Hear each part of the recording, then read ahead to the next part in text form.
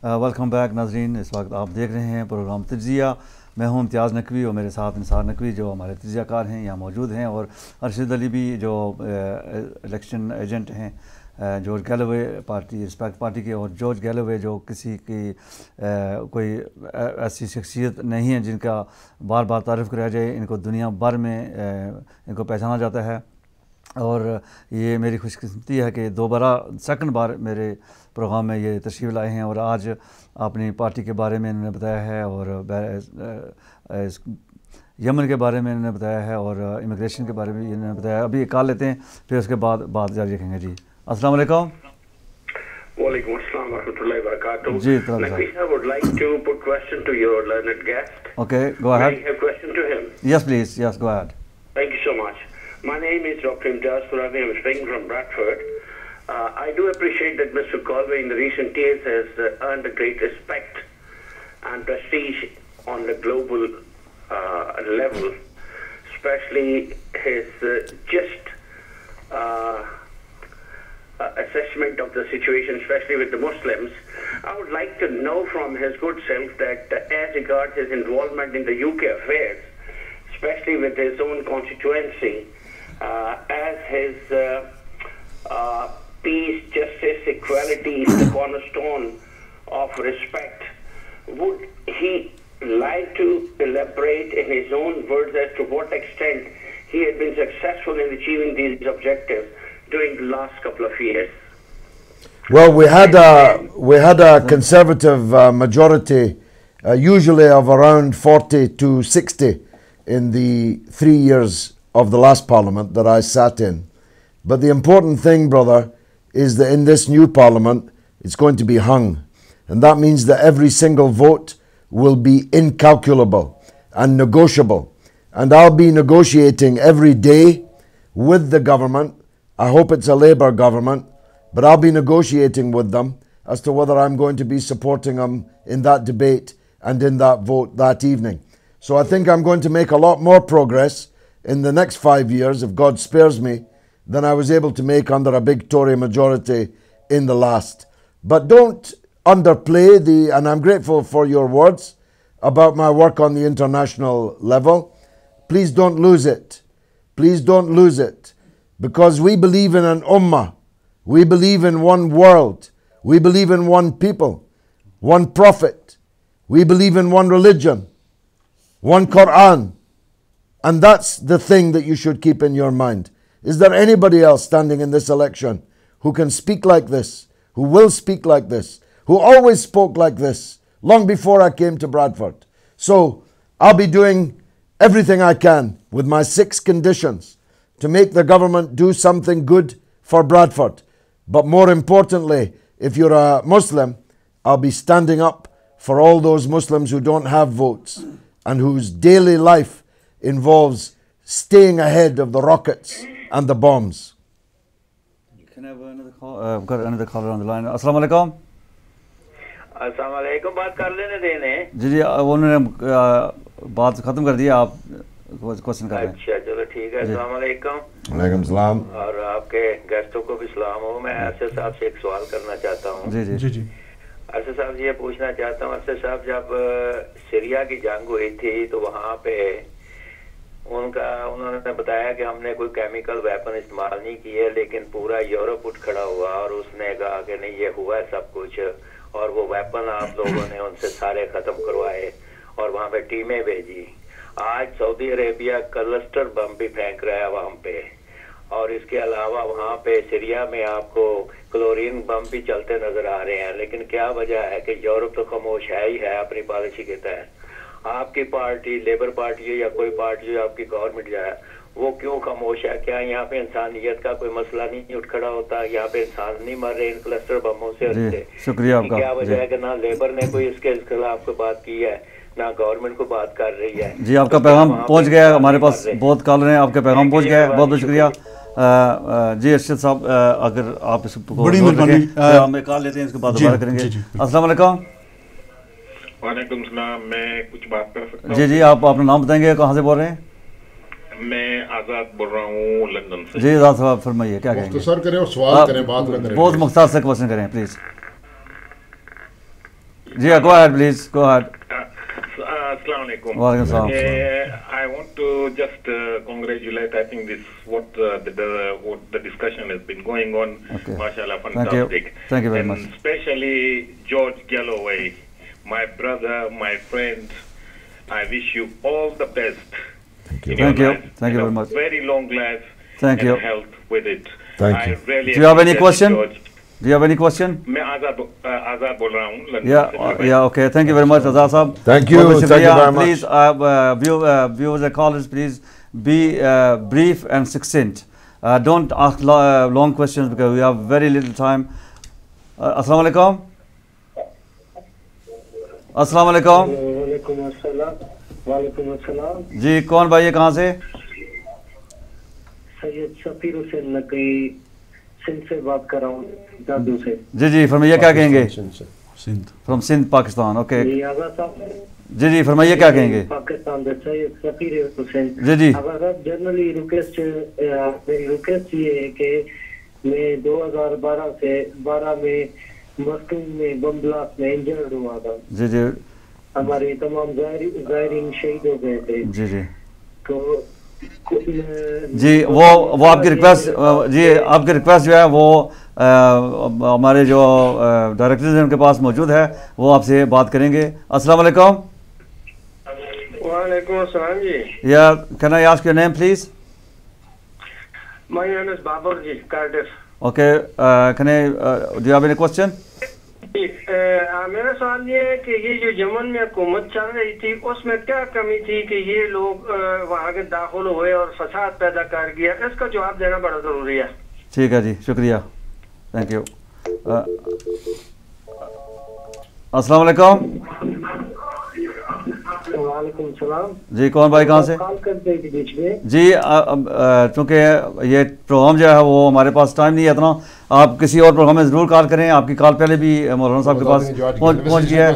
George Galloway से जो question किसी ने करना है वही लेते हैं। अरशद साहब आप जी मैं कह रहा था कि आप ये कुछ लोग कहते हैं कि इंटरनेशनल इश्यूज़ पर कौन बोलते हैं। अब मैं तो आपको दो मिसाल दूंगा। जब गाज़ा को अटैक किया, इजराइल ने अटैक किया, तो वो कौन गया था यहाँ? क्योंकि लेबर पार्टी का आदमी कोई नहीं गया था, ये सब हमारे लीडर थे। एक यहाँ काफ़िले की शक्ल में 250 गाड़ियाँ, एम्बुलेंस, फायर इंजन, एक किश्ती भी थी, यहाँ ये लेकर गए। मैं भी इनके साथ गया और भी हमारे ब्रेडफोर्ड से काफ़ी सैकड़ों नौजवान गए बाय रोड, हफ्ते यहाँ गए। तो वहाँ उनको जो हमारी अमदाद देनी थी की। उसके बाद ये पाकिस्तान में जो फ्लड हुआ था, इनकी सरपरस्ती के नीचे हम फिर बाय रोड गए यहाँ से। और ये सिंध से ये भाई कह रहे थे, सिंध में हम गए, वहाँ जब पानी पड़ा हुआ था तो वहाँ के लोगों के वहाँ गांव में जाकर हमने सब तकसीम किया। कोई लेबर पार्टी का या टोरी पार्टी का नहीं गया था, इनकी सरपरस्ती में। हमारी छोटी पार्टी है बेशक, लेकिन हम काम अपनी पार्टी की हद से ज़्यादा भी कर सकते हैं। अस्सलाम वालेकुम। Walaikum assalam. Good evening. Good to the evening. man with the golden heart. Thank you, sir. Who is calling and where you're from? Well, I'm Raza from Manchester. Raza from Manchester, please go ahead. Yeah, it's always Very brief question. good We and don't have enough time. Yeah, very short question, but Yeah. definitely I can't stop myself by praising Sir George Galloway, because whenever I see him, I see somebody, a soul out there for the humanity, a soul Yeah. out there for the people, a soul out there for the voiceless people. And I love you and I love you so much. Thank you very much. Thank you, I pray Raza. that you will succeed, and inshallah ta'ala, hope to see you in the parliament. Thank you. For the future of the people. And Thank you. Thank God you, bless you. Raza. Thank you, Raza. Thank you, Raza from Manchester. Do you have a caller? No. Okay. Can I tell you a very small story regarding Mr. Galloway's reputation abroad? On some of we went to several convoys, but when we were coming back, I remember from Egypt back through the Rafah border into from Gaza into Egypt, and this gentleman gave me a great big hug, and he started crying. I said, "Why are you crying?" He said, "You people, hundreds of you people, have come all the way from Britain to bring us aid here, even though you don't know us. We're only here because we're Muslims and you're Muslims, and you see us as brothers. And the difficulties that we had on the borders made it very difficult that maybe we would not be able to come again." And the guy understood that, and he said, "Look, even if you never manage to come back into Gaza to help us, we're fine with that. We live with struggles and death every day. It's nothing new to us. But we will feel defeated when you stop helping us, when you stop thinking about us. Even if you can never come back to Gaza, as long as we know that you are thinking about us, all those thousands of miles away in the UK, we still have some hope and we will never give up. The time we will give up is when you people give up on us. And, I don't really cry very easily, but I found myself crying there. Thank you. Very. Thank you very much. And this is the man who's not in Labour Party, who was in the Labour Party. The gentleman asked, what has the Labour and all the people done? Well, you need to ask those people. We can only say what we've done. Thank you. George, why do you think the Saudi-led coalition stopped the airstrikes in Yemen? Well, I think it was very, very unpopular. Not just in the... Well, they said they have achieved the targets. Well, they didn't, of course, achieve their targets. The targets were in any case unachievable. You cannot engineer an outcome in a country like Yemen, an ancient country with very proud and ancient traditions. You cannot engineer by bombardment a political settlement. Only by negotiation can you do that. Just to be clear, I'm for one single state in Yemen. I'm not for the breakup of the state of Yemen. Neither am I in favor of any one group monopolizing power. We need a national unity government in Sana'a, and we need one Yemen. There are already more than enough Arab countries. We don't need extra ones. But they stopped it because it was very, very unpopular, not just throughout the Arab world, the wider Ummah.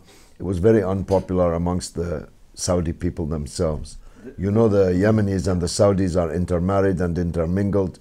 There are a huge number of Yemenis in the Saudi armed forces themselves.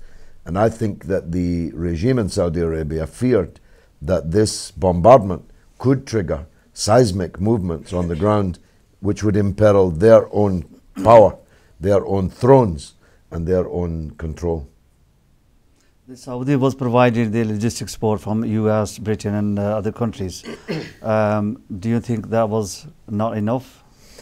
Well, Israel was also involved. Yes. Israel declared that the Sunni states. They were providing the AWAC and other intelligence. The Americans announced that they were setting up a cell to target the bombardment, and the Saudi pilots, who were all given a very expensive car for their bombardment, were doing the dirty work.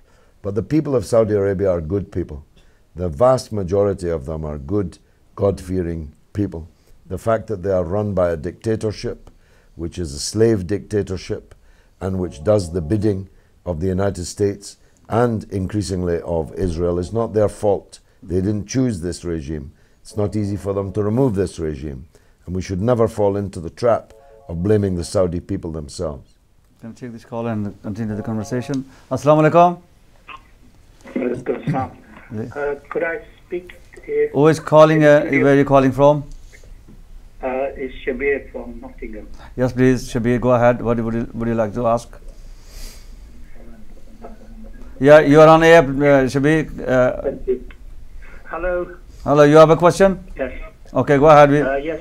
First of all, I just want to say Assalamu alaikum Walaikum salam. to George Galloway. Walaikum salam. Great to see you on Thank telly. you. I hope you win your seat again, George. Inshallah. My question is, what's the prospects? What do you think will prospects for SNP having such a big say in the British Parliament? Okay, thank you, Shabir. Thank you very much.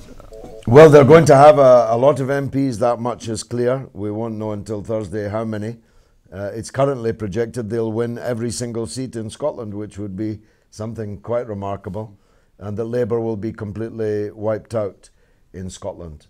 Nonetheless, Ed Miliband should be prepared to make a government based on the majority number in the Parliament. It's very foolish of him to say that he will not go into Downing Street if he has to depend on the Scottish nationalists. I'm not a Scottish nationalist. As I said about Yemen, I'm against breaking up countries. I campaigned last year for a no vote in the Scottish referendum because I didn't want to see Britain breaking up.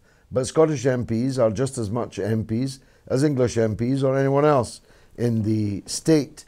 So he'd be very foolish to refuse to form an administration just because he was going to be dependent on a large number of Scottish nationalist MPs. I'm hoping that he's dependent on only one MP, me.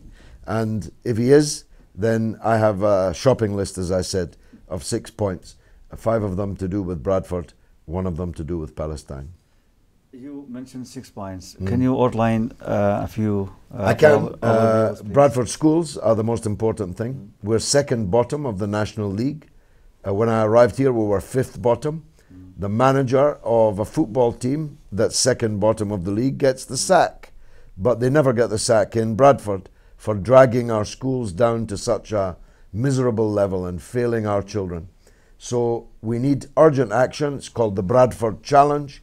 If anyone wants to know more about it, they can contact us to overhaul Bradford schools in the way that London schools were through the London Challenge. So what is your plan to improve? Well, in Tower Hamlets, where I was for 5 years the MP, their schools were, in 2003, almost as low as Bradford schools are now. And now they're 15th top. So I have persuaded the people who performed that extraordinary transformation in Tower Hamlets to come to Bradford and do a Bradford Challenge. But they have to get the council to agree to it. And that's one of my demands. The second demand is for the relocation of a government department from London to Bradford. They've done it in Swansea, in Cardiff, in Edinburgh, in Belfast, in Glasgow. They can do it in Bradford. Right. And I've even identified the site, TJ Hughes, the department store now long redundant, that they can do it in. The third one is the £18,600 spouse price that we talked about earlier. Yeah. The fourth one is the extraordinary levels of car insurance premiums in Bradford, where people are being discriminated against on a postcode, apartheid. Yes. Yeah. If you move from Manningham to Haworth, you'll knock the best part of £2,000 off your insurance premium, even though you're the same driver, you've got the same car, you just got a different address. This is collective punishment.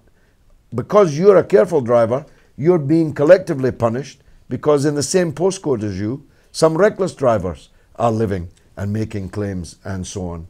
The fifth one is for the high-speed rail link. When they reach Birmingham, they have to keep on building. We want that high-speed rail link all the way to Leeds. We want a proper railway service from Manchester to Bradford, and we need a through station, one single station in the centre of Bradford. And the sixth one, as you know, is for the recognition of the Palestinian state.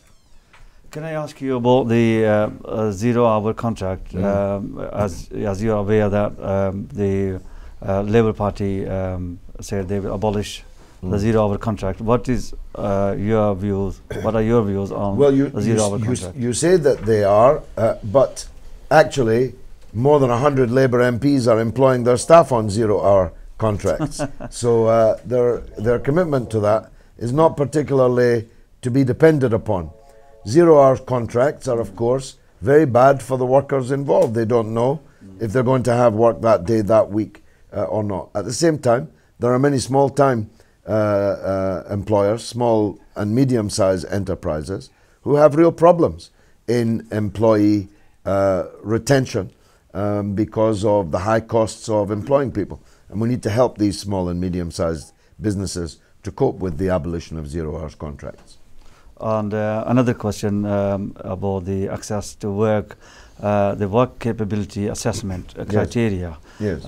Many disabled people cannot go onto jobs, get employments because of the work capability assessment. They're making it very tough, and as yet the government is asking people to go to find jobs. When they have jobs, they are not provided with the relevant support. Well, quite. And of course, this is another of the crimes that was started by Labour and continued by the Conservatives. It was under Labour that the hunt to force disabled people into the labour market began, and the Conservatives have continued it. And ATOS is a kind of occupation army for disabled people, persecuting them, driving many of them to suicide and despair. We are in favour of disabled people who can work and want to work being facilitated and supported in work. but that no stigma should attach to someone who is unable to work. There are many other things that disabled people can do in the community that don't involve paid work. The idea that someone who is disabled and receiving disability benefits is somehow a scrounger or somehow a scourge on the society is monstrous. It's a monstrous lie. None of the disabled people put us in the difficult situation we're now in. There were no disabled people running the banks, no disabled people running the big corporations that have put us in this deep hole that we're in this country. So we would scrap ATOS, we would return to doctors the power to say whether someone was fit to work or not. Do you have a question? Yeah. As a international personality, I will take back you in the international level question. Sure. We believe in democracy, women, European, UK and US. Why these the intellectual analysts and the rulers of these countries closing the eyes for the Saudi Arabian democracy? What would you say? Well, it's extraordinary that the people who tell us they're fighting for democracy and, well, they go to kiss the nose of the Saudi dictatorship at the drop of a hat or the drop of a contract, more likely. And we saw it again over the demise of the late King Abdullah and the ascension of the new king. We saw the Western leaders who are forever telling us that this or that regime is a dictatorship or a rogue state, whilst paying homage at the court of the least democratic country on the earth. There is no democracy or freedom or liberty of any kind in Saudi Arabia. And yet it's our best friend. They tell us openly it's their best friend. David Cameron told us, Tony Blair told us, that Saudi Arabia is our best friend in the Arab world. Well, how can your best friend be a dictatorship while you're telling us we have to invade and occupy other countries because they're dictatorships? How can you say we can't accept one family rule in this country whilst having as your best friend a country that's not just one family rule, but which called the country after the family? Even Kim Jong-il in North Korea didn't change the name of North Korea to Kim Jong-ilia. But that's what happened in Saudi Arabia. The Saudi people deserve better than this tyranny, and the tyranny is helped to stay in power by the Western hypocrites who are always talking about human rights elsewhere. So another part of the same question, the policy of the US with the Iran at the moment, what will be the effect on the Saudi Arabia, and why the Saudi rulers start fighting with each other? You know the... Yes, there's a lot of infighting inside the Saudi royal family, and I expect that to continue. Equally, it's not clear what the United States policy will be in the medium term or long term towards Iran. President Obama has quite courageously, in my view, decided to settle the nuclear question, but he's only there for a very short time, less than 2 years now. And the next US president might be entirely of a different mind, and we may return to a policy of confrontation towards Iran. And the Congress, which is dominated by the Zionist lobbies in the United States, has already said that the president's policy will not be authorized by them, which, as you know, gives it a very serious problem. So we're not out of the woods yet in terms of the confrontation with Iran. But if we do manage to resolve differences with Iran on the basis of negotiation, well, that's a very, very good thing, not just for Iran, not just for us, but for the future solution of other international problems, proving that negotiation is better than war, or as Mr. Churchill put it, jaw is better than war. Okay, Arshad साहब आप खामोश बैठे हैं कुछ नहीं बड़े मजे से बातें सुन रहे हैं, बहुत सारी बातें पूरा दिन सुनता रहा हूं, बहुत सारी तो मजा क्वेश्चंस आता है। हमने किए हैं पर जॉर्ज गैलवे पर आप किसी एक पर आप अपना व्यू पेश करना चाहते हैं? सॉरी मैं समझा नहीं। नहीं, जो क्वेश्चंस हमने जो जॉर्ज गैलवे से हमने बहुत सारे क्वेश्चन किए हैं, आप इनमें से किसी एक पर बात करना चाहते हैं? हाँ, मैं ये कहूँगा कि जो बड़ी पार्टीज होती हैं वो अक्सर वो बात करते हैं कि जो पॉपुलर हो, जो उनके थैंक यू वेरी मच, जो उनके जो फॉलोअर्स हैं वो उन्हें अच्छी लगे। हक की बात नहीं करते हैं अक्सर, ये शुरू से हक की बात करते हैं, हक, सच, इंसाफ, ये जो हमारा सबसे कीमती एक किस्म का जेवर होता है। हम मुसलमान भी हैं, वो भी हमारा एक है कि इंसानी एक हक भी, इंसाफ भी होता है। पूरी ज़िंदगी उन्होंने ये जो है लड़ा है। आप कश्मीर की बात कर रहे थे, सदियों से ये जो कितने 60-70 साल से जो ये मसला चल रहा है, फ़लस्तीन का भी यही चल रहा है। यूनाइटेड नेशंस की जो रेजोल्यूशंस हैं वो वही पड़ी हैं, एक ही वक्त सबसे पुराने 2 रेजोल्यूशन पड़ी हुए हैं। तो किसी हम लोग कभी जब वोट देते हैं कहते हैं कि किसी अपने को वोट दो, क्यों देते हैं हम? इसलिए कि उनको अपना एहसास होगा जो हमारे इश्यूज़ हैं। लेकिन तजर्बा यह है कि वो एहसास कभी नहीं होता है। जब वो इलेक्ट हो जाते हैं वो अपनी पार्टी के आगे झुक कर जो वो कहते हैं वो ही बस मुंडी हिला देते हैं। वो ये नहीं करते हैं। ये अगर मुंडी हिलाकर यहाँ कर देते तो आप किसी पोजीशन पर पहुँचे हुए होते हैं। ये सीनियर एमपी थे एक लेबर पार्टी में, लेकिन टोनी ब्लेयर से जब इख्तलाफ हुआ उन्होंने कहा कि आप इराक़ में जा रहे हैं वहाँ मुसलमानों का खून बहाने के लिए और उनका तेल लूटने के लिए, और सैकड़ों हज़ार लोग ये कह रहे थे कि मरेंगे। ठीक है, अब हमारा वक्त ख़त्म हो चुका है। मैं I would like to ask George for a final words because you got 2 minutes before we end the sorry 10 minutes. Can you say again? मैं वो आखिरी सवाल ही पूछना चाहता था कि अगर ये इलेक्ट होकर चले गए, Joe, can you look at the camera when you finish your final message? To your constituents, what is your message to your constituents? Well, when I arrived in Bradford 3 years ago, there was a big hole in the centre of the city, and now there's a Westfield. And that's because we made it the #1 election issue in the by-election. We occupied the site physically, climbed over the fence, brought our tents, our sleeping bags, and we shamed Bradford City Council and Westfield into building that which they had left in a big hole for almost 9 years. When I arrived in Bradford 3 years ago, the Odeon was shrink-wrapped, falling down, and the council wanted it to fall down so they wouldn't have to knock it down, and that would have given us another hole to match the hole we already had.